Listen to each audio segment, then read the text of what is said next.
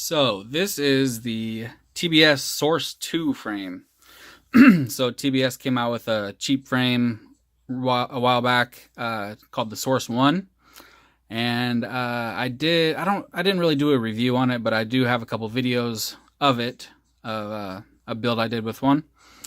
And then came out the TBS Source 1 V2. I think that's what it's called. It might be 1.2 or something like that. I don't know, but it was the second version of the V1. And then they came out with the Source 2, and this is the Source 2. So I guess the Source 1 is more of a freestyle, and this is more of a race frame. It kind of reminds me of the Floss. Looks a lot like a Floss. It is $25, I believe, so it's very, very cheap. I am shocked at the price. I mean, $25 and you get this. I mean, this is some really nice carbon. Really nice carbon.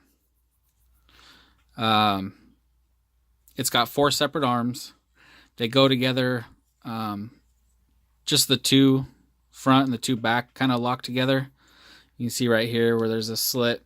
They kind of just are flat, butted up against each other, so it won't wiggle, which makes it nice. Let me see how thick they are. The arms are 4 millimeters thick, pretty much. I'm not sure if you would call this a stretched. I guess it is a stretched. It's pretty big, both ways. I don't know. It's probably like, it probably says on the side or something. It's probably 215 or something. This doesn't say shit about it.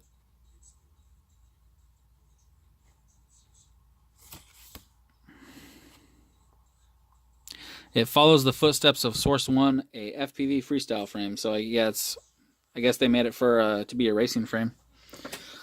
But I'm sure it does freestyle quite nice as well. I don't know. I guess it's meant for top or bottom mount. Obviously, you can do top mount. It's got the slots for straps, 2 straps, which is nice. I'm doing bottom mount on this particular one just because Brain 3D makes a really nice TPU kit for this with a GoPro mount, arm protectors, antenna mounts, all that. And the GoPro mount actually takes up pretty much the whole top plate. It bolts down all four holes here, and then the mount is like in the middle, which is pretty cool.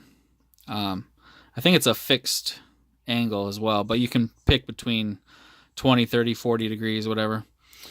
Nice thick top plate too. Looks about 2 millimeters or so. Yep, 2 millimeters. So nice and thick. Doesn't have no bend in it at all. The arms do a little bit, but that's just because the top plate, I mean, this is the type of frame where, you got to have the whole thing put together for it to be its strongest. Once it's all put together, you don't feel as much flex in the arms at all. On this build, I'm doing the Pyro Drone. The Pyro Drone has a new 4-in-1. It's, shit, I don't remember what it was. Is it a 45 amp, I think? 35 or 45, I don't know. This video is not about that anyway. But I was actually surprised at the deal you get with this too. Everything's getting so cheap these days. It's crazy. Pyro Drone's always had good quality products for cheap anyway, but because I always use their full-size F4 flight controller, the V2. Really nice, only $30. This 4-in-1's only $50, and you get a ton of stuff with it. You get these blue rubber grommets. You get 2 of these caps.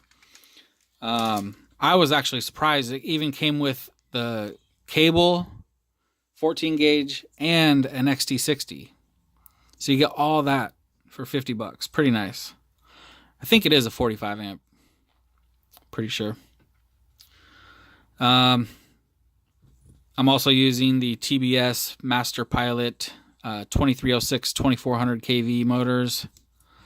Pretty good quality motors for a good price as well. And then the Josh Bardwell F4 V2 and the AKK FX2. and it will do a 3-stack no problem. The camera's almost in the way. That's one thing I don't like about this frame so far is the camera mounts. Let's see. Oh yeah, it'll go right past it, so you'll be able to tilt as much as you want, but the camera mounts that come with this frame suck. They give you this flimsy rubber shit. I mean, there's 1, 2, 3 different sets. So there's like these round, straight ones, and then there's these curved ones. And they're just flimsy rubber crap shit. I hope that wasn't blurry the whole time. I wasn't looking at the camera. Damn it. Look at this. It's just some crappy rubber, flimsy. I mean, I actually tried it out, and the camera was just flopping around in there. Like, that's not going to work at all. So I had tons of these mounts from old Tomoquads frames that worked just fine for a micro cam.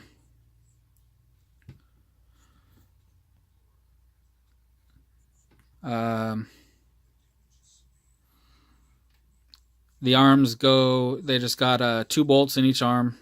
One gets a nut, the other gets the standoff. So it's sandwiched together. You can see there with one little piece. Kind of reminds me of the Hyperlow I just did, the RS Plus. How it just has these little carbon pieces that hold the arms together. Seems to work though.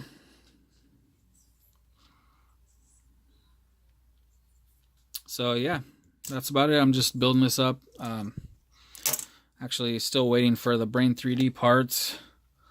So as soon as they come in, I will do another video after this is completed and show you the end result. All right,